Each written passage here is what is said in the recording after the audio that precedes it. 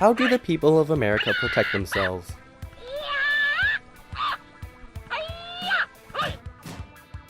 Do they learn martial arts? Do they avoid dark alleys and dangerous neighborhoods? Do they carry pepper spray wherever they go? To protect themselves, most Americans use guns. Guns are used 1.5 million times a year annually for self-defense.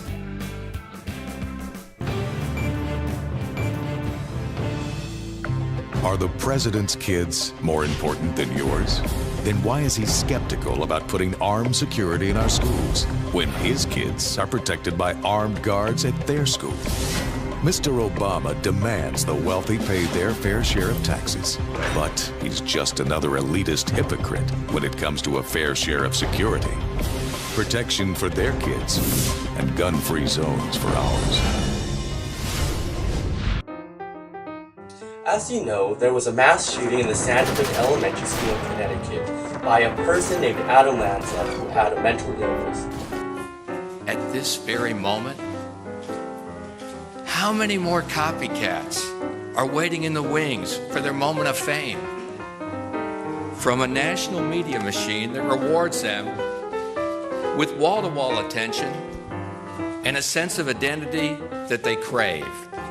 It's not the gun that is causing these killings, but the person. It depends on the person that is using these guns. Because you will have police officers and the military. But why not civilians? People blame guns, so that's why they have gun control. It is a person who has mental illness that are using these guns that are killing these people. So it depends on the people that are using the guns. Do you support gun control? And what do you think about it? So gun control in the United States. Yes. Yes, I do support gun control.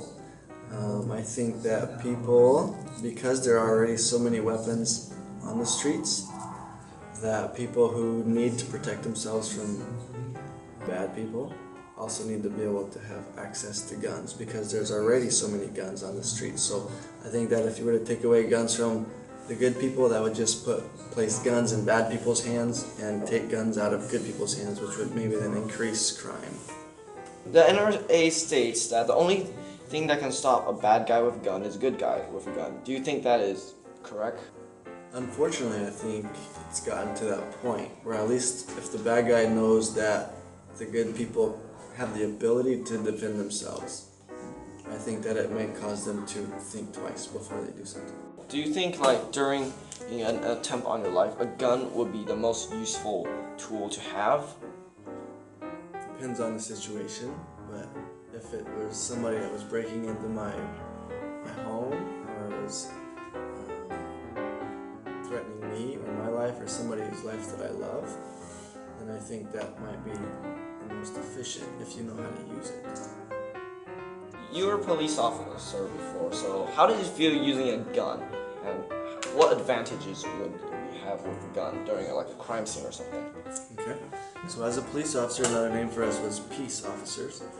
And the idea of us carrying guns wasn't an aggressive attitude, it was more of a peacekeeping attitude. So it was always last resort, right? We have different other weapons that we use that were considered less lethal than a gun. And the gun was always the last resort scenario to use if we had to use it to stop somebody from hurting innocent people. So as a police officer, you have to know that you may come into a situation where you have to use your gun and you have to be willing to have to take life away if it's a situation that's saving somebody else's life.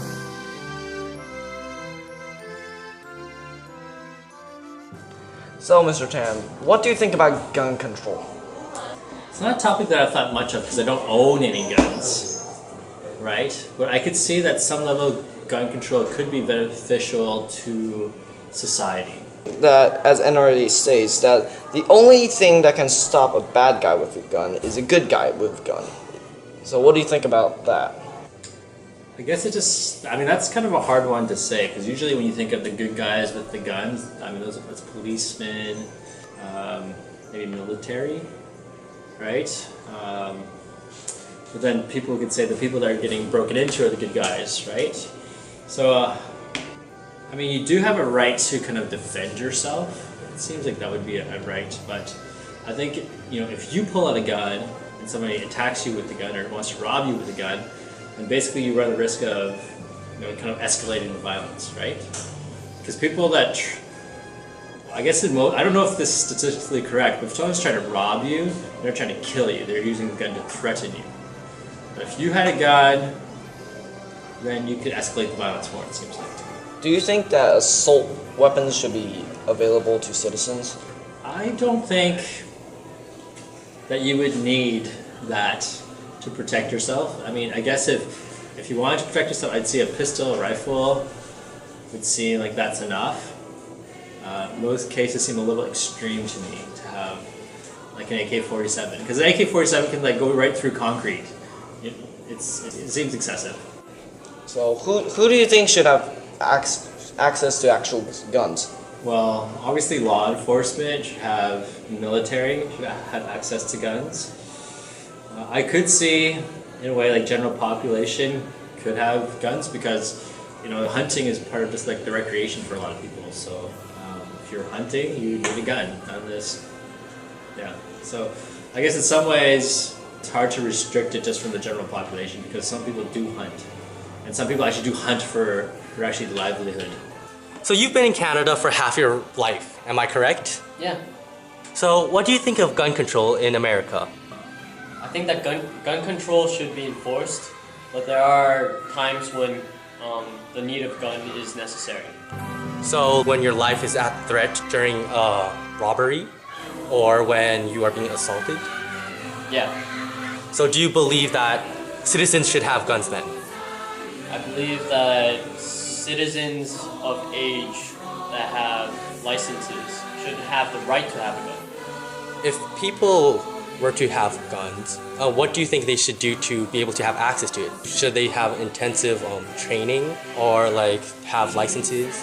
They should have both. They should have a license and training, and they should qualify for it. So looking back at the Connecticut mass shooting done by Adam Lanza at the Sandy Hook Elementary School, Do you think it depends on the person that's using the gun that is causing the death instead of the gun itself causing the death?